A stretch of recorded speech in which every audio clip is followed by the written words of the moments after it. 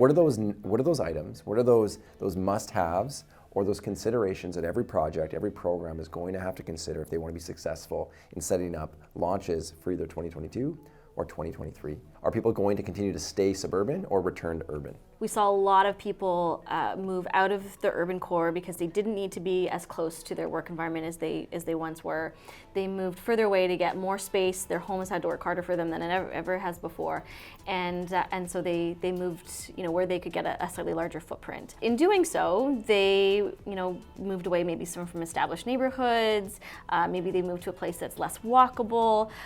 There's a lot of great suburban neighborhoods, but that might be a bit different than what they just came from. So I think there's a question mark around, do those people, put their roots down and stay there, or do we see some of them come back and want to enjoy the lifestyle that they had pre-COVID? We know that COVID at some point will be in the rearview mirror. Life will be different, we know that.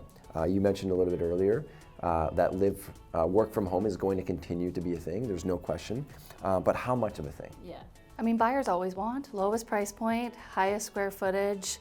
And so I think in a lot of that times, it's really just like that value engineering, right? You create these new little epicenters and these new lifestyles. And a lot of the work that we're doing on the product design side of the business is going to be incredible and really groundbreaking, specifically for the Fraser Valley over the next 10 years, because we're going to see, product development and inventory that we have never seen in this marketplace before, with thought leadership and incredible design that, we, 5 years ago, we wouldn't have even thought, this is even possible. If we stop talking though about location, we start talking about what's inside the homes. Well, I was just going to say, I think you touched on something really important, a minute ago, and that is the level of finishing that's happening in the home.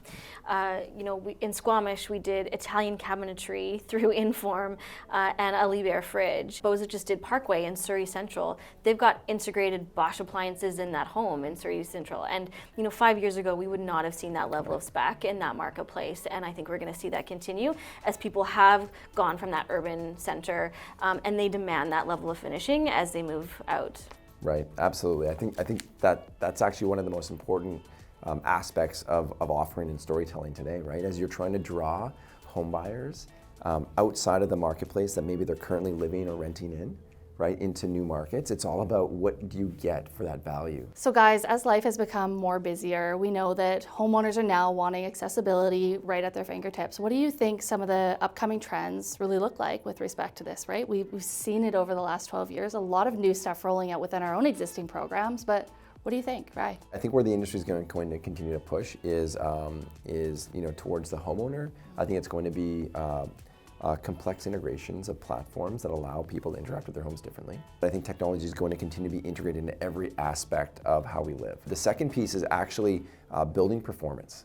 Right? When you think about how a building is being managed, the warranty systems on it, the opportunity for you to have real live data streams that understand how a building is being used, and then how that allows home buyers or how it allows property management organizations to be able to support its inhabitants, I think that's going to be a really interesting shift. We're already seeing it with some of those interesting revisions to services.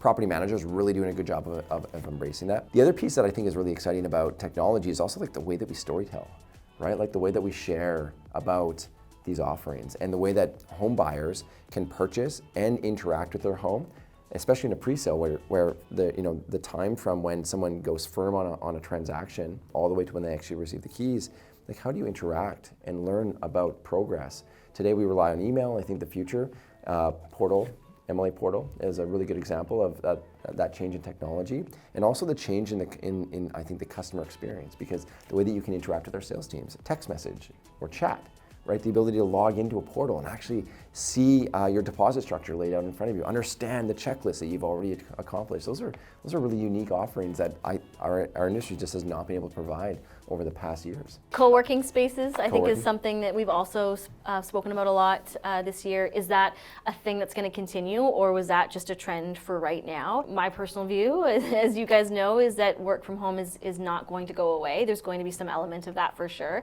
in which case things like co-working spaces, as long as we can properly design them so that they're truly usable and functional, I think will continue, especially for people who are trying to work, two people trying to work in 500 square feet, for example, those co-working spaces become really valuable. Right. Another really hot topic of conversation, especially when we're talking about product design, is all about hardworking spaces, right?